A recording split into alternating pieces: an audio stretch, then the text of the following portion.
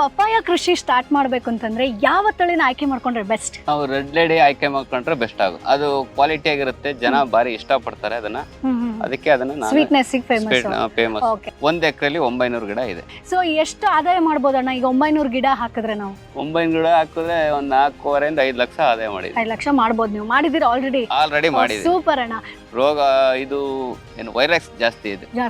So ಅದಕ್ಕೆ control ಮಾಡ್ಬೋದು, ಅದನ್ನ ಮದ್ದಾಕಿ ಮಾಡಬಹುದು, ಮದ್ದಾಕ್ ಮಾಡಬಹುದು. ಓಕೆ. ಸೊ ಎಲ್ಲಿ ಮಾರ್ಕೆಟ್ ಮಾಡ್ತೀರಾ ನೀವು? ಇದು ರಾಮನಗರ ಇದೆ, ಬೆಂಗಳೂರು ಇದೆ. ರೇಟ್ ಇವಾಗ ಬಜಾರ್ ಡೌನ್ ಆಗಿದೆ.